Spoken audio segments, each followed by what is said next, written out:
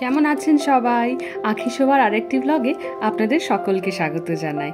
আমার বাড়িতে এটা আজকে আমার প্রথম সকাল, কিন্তু আগের দিন রাত্রে কেক ফেক তো কাটা হলো, তারপরে গিফটেরও আদান প্রদান হয়েছে। চলুন সেখানে আগে আপনাদের নিয়ে যাই। এখানে এই যে এই রূপোর কয়েনটি জামাই দিয়েছে শাশুড়ি মাকে তার প্রথম জামাই ষষ্ঠীতে। আর এই যে জামাই রয়েছে নতুন একটি টি শার্ট পরে, যেটি তার শ্যালক দিয়েছে, আর হাতে যে ব্রেসলেটটি পরে রয়েছে সেটি শাশুড়ি মা জামাই ষষ্ঠী আর জন্মদিনের উপলক্ষে দিয়েছে। কি সুন্দর হয়েছে দেখুন, হাতে বেশ বসেওছে, অনেকটা ঝুললে ভালো লাগে না, ফিটিংটাও বেশ সুন্দর হয়েছে। যাই হোক চলুন, এখানে আবার মা পাখাটাকে পরিষ্কার করিয়ে ব্যবস্থা করে রেখেছে, মেয়ে জামাই আসবে। পরের দিন বেরোচ্ছি একটা বিশেষ কারণে, যাচ্ছি আমার এক জেঠিমায়ের বাড়িতে। এই যে এটা বেরোচ্ছি সিজুয়া বলে একটা জায়গা। যে জেঠিমায়ের বাড়িতে যাচ্ছি সে আসলে এখানকারই মেয়ে। এই যে সিজুয়া বলে যে জায়গাটি বলছি, এইখানেই একটা নিউ কলোনি বলে জায়গা রয়েছে। তো ওই জেঠিমা বড় হয়েছেন ওই নিউ কলোনিতেই, ফলে উনি এখানকার মেয়ে, আবার এখানকার বৌমাও। আমাদের ভীষণ প্রিয় আন্না জেঠি। তা আন্না জেঠি আমার বিয়েতে আসতে পারেননি, উনি ব্যাঙ্গালোরে ছিলেন ছেলেদের কাছে। তো এইবারে আমরা আসায় আন্না জেঠি বিশেষ করে মাকে রিকোয়েস্ট করেছে যেন মেয়ে জামাইকে সঙ্গে নিয়ে আসে মা।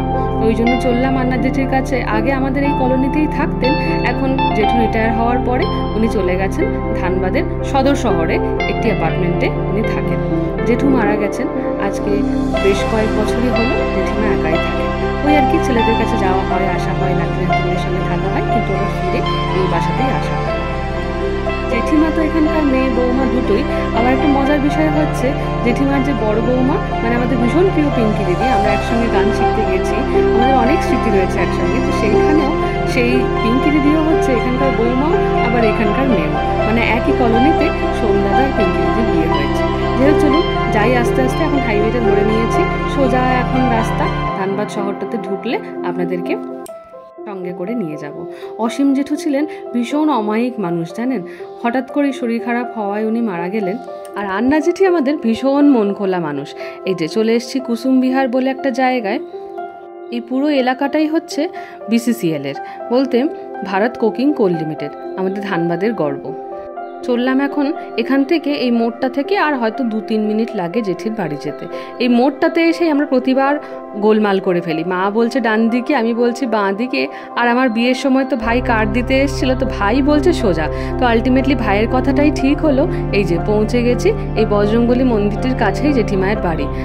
আমি আর বিশাল, সামনে ভাই মাকে ধরে ধরে নিয়ে গেল। এই যে এটি হচ্ছে আন্না জেঠির বাড়ি।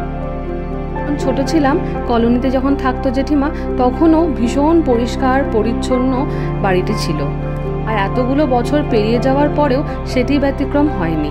এখনও ঘর অসম্ভব সুন্দর সাজানো গোছানো, টিপটপ যাকে বলে একদম। মায়েদের একটা খুব সুন্দর গ্রুপ ছিল। এখন তো স্বামীরা রিটায়ার করার পরে অনেকে অনেক দূরে দূরে চলে গেছেন, কিন্তু সেই টানটি এখনও রয়ে গেছে। তো মা আর আন্না জেঠি অনর্গল গল্প করে যাচ্ছে, প্রচুর পুরনো দিনের গল্প হচ্ছে, আমরাও সেগুলিকে উপভোগ করছি। কিন্তু এই প্রতিবেশী সম্পর্ক ছাড়াও একটি পারিবারিক সম্পর্কও রয়েছে আন্না জেঠির সঙ্গে। এই যে মাঝখানে যে ছবিটি দেখতে পাচ্ছেন সেটা হচ্ছে পাপু দাদা আর পাপু দাদার স্ত্রী পৌলমিদির। ওপরে এই যে সোমদাদার পিঙ্কি দিদি, যাদেরকে বললাম আমাদের কলোনিতে বিয়ে হয়েছে, আর নিচের এটা হচ্ছে পাপু দাদা আর পৌলমিদির ছবি। তো পাপু দাদা হচ্ছে আমার মা বাবার ভিক্ষে ছেলে। অনেক বাঙালি ব্রাহ্মণদের যখন পৈতে হয় এই নিয়মটি রয়েছে।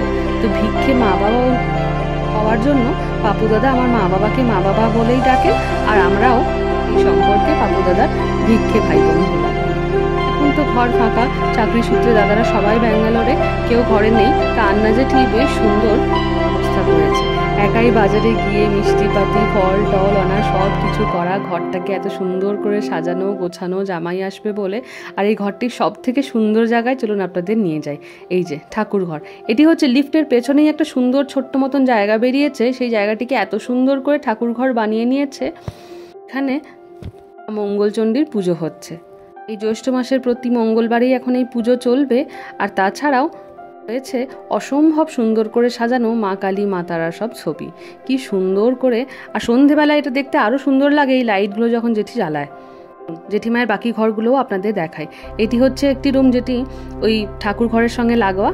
এই যে আমি শাড়ি পরে এসেছি, শাড়িটা মায়ের, কি সুন্দর হয়ে গেছে দেখুন, রংটাও বেশ সুন্দর সুদিং। চলুন সামনের ঘরটাতে নিয়ে যাই। এই রুমটা থেকে বেরিয়েই রয়েছে ডাইনিং স্পেসটা, আর কিচেনটাও বেশ বড়। এখানে মা, বিশাল, আন্না জেঠি সব গল্প করছে, সব পুরোনো দিনের গল্প হচ্ছে, আমরাও সেগুলোকে উপভোগ করছি। জামাই আদরে যাতে কোনো ত্রুটি না হয় তাই আন্না জেঠি দেখছি সমানে এ ঘর আর ও ঘর করে বেড়াচ্ছে। একবার রান্নাঘর যাচ্ছে, একবার জামাইয়ের কাছে বসছে, একবার মায়ের সঙ্গে গল্প করছে। কত স্মৃতি জুড়ে এইসব গল্পগুলো। ছোটবেলায় কতবার গেছি আন্না জেঠির বাড়ি, কতবার জেঠু জেঠি এসছে তার কোনো হিসেব নেই। খুব ভালো লাগছে এসে, জানেন। আর এটি হচ্ছে আরেকটি রুম, বিশাল বড় ছবি ফ্রেম করে এই যে আমাদের পুচকিটির ছবি লাগানো, আমার ভাইজি, পাপু দাদার মেয়ে। 2 মাস আগেই ওরও অন্নপ্রাশন হয়েছে, তাতে আমরা সবাই এসেছিলাম, এখান থেকেই হয়েছে। এই যে গল্প গুজব সব ছেড়ে এসি চালিয়ে শুয়ে পড়েছে ভাই এই ঘরটাতে।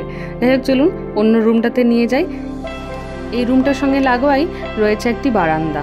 বারান্দাটা বেশ সুন্দর, মানে এখান দিয়ে রাস্তায় লোকজন যাওয়া আসা করলে, গল্প টল্প হলে এখানটাতে বসলে সন্ধেবেলায় বেশ ভালো লাগে।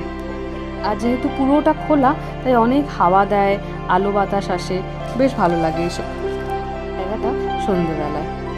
চলুন পাশের রুমটাতে নিয়ে যাই। চলুন, ওখানে অনেক গল্প টল্প হচ্ছে, হাসি ঠাট্টা হচ্ছে, ওখানটাতে গিয়ে একটুখানি বসি আর গল্প করব। কি গোটা ঘরটা গন্ধে মোমো করছে, এত সুন্দর খাবার গন্ধ আসছে, এতে পেটটা একেবারে চুঁচু করছে। আর এই পাশেই লাগোয়া রয়েছে একটি বারান্দা, এখানটাতে যেটি খুব সুন্দর করে ওয়াশিং মেশিন, বাসনপত্র ধোয়ার একটা ব্যবস্থা করে নিয়েছে। বারান্দা হওয়ায় এটি বেশ সুবিধে হয়েছে। তো সেগুন গাছ দেখুন পেছনটাতে, আর বিশাল বড় বড় গাছ। একটু আগেই বৃষ্টি হয়েছে তাই চারিদিকটা গাছের পাতার রঙগুলো আরও উজ্জ্বল হয়ে উঠেছে। এই ক্রকারি শেলফটা দেখুন কি সুন্দর সাজানো গোছানোও আছে বেশ সুন্দর করে।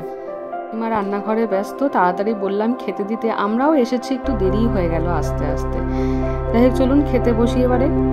বৃষ্টি হলে হবে কি অদ্ভুত একটা গুমোট গরম, জানেন। তাই একবার করে এই মায়েদের কাছে বসছি, একবার করে ওই এসি ঘরটাতে গিয়ে বসছি।